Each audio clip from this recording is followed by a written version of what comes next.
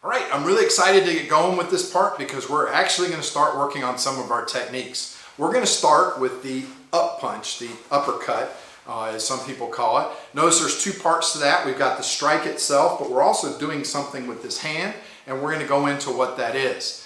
Now, I'm going to use this as an entry. Remember that in our 3 goals of combat, we've got, first of all, the entry, which we're trying to get them to start reacting to us. Then we go into pressure, and finally the finish. If we do a great job with the entry, it's actually going to start the pressure phase of breaking that posture and balance. So we're going to take a look at that right now. If I can get Glenn to come join me. How are you, sir? Good, sir. All right. So Glenn is one of my black belts, and he's going to be working with us a whole lot here. What we're going to start off with is a left lead, because we see that most often in an MMA situation. They like that orthodox stance. And scoot forward just a little bit. There you go. So just to get the conversation going, he's going to give me a lead punch, okay?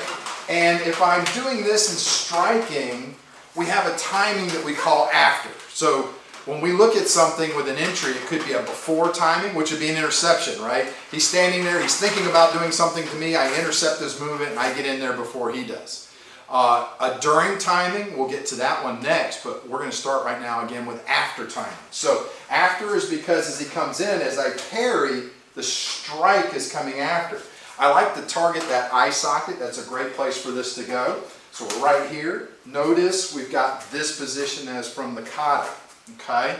To work this, I think what we'll do is work it off of a combination though. Okay. So we're going to do a jab cross combo.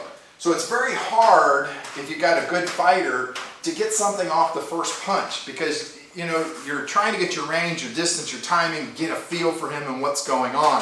Sometimes it's much easier to get onto that second punch than it is the first punch. So if he's doing a combo, I might just decide to parry the first one and then go after the next one. Okay? So parry the first, go after the next. No one says you have to do it on the first punch. Okay?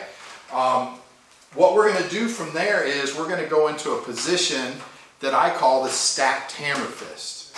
Okay? So this comes in the kata here. Okay?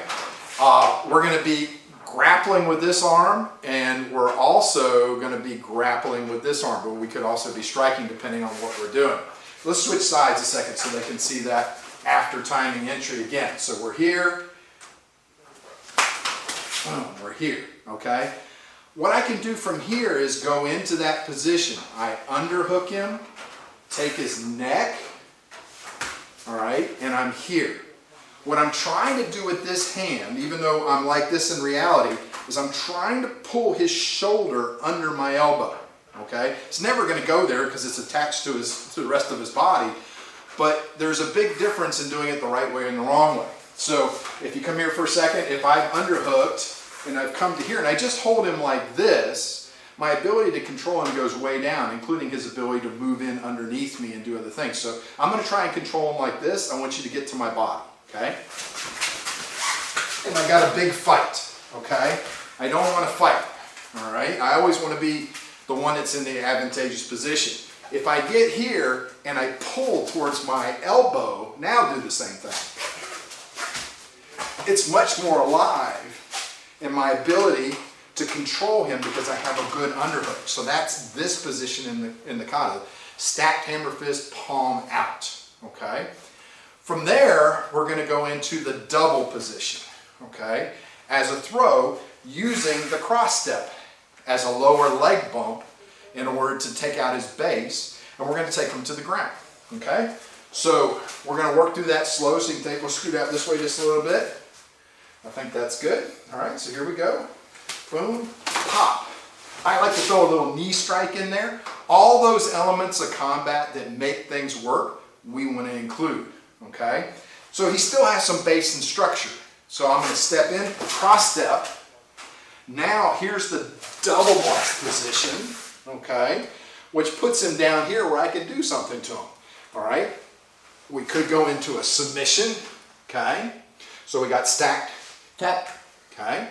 So this is this position here, okay?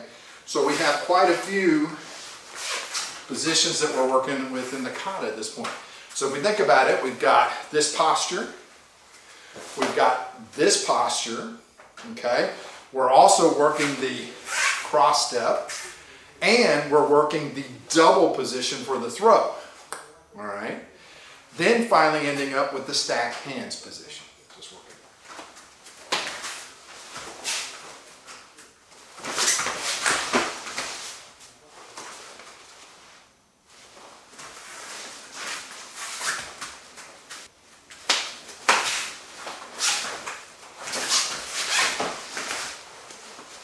Break.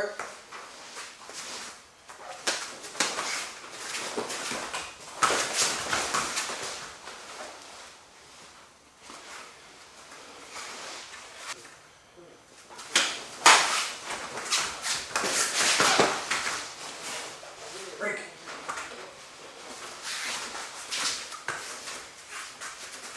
Thank you, Glenn. Please help us continue to bring you some great videos by subscribing to our channel and sharing our videos.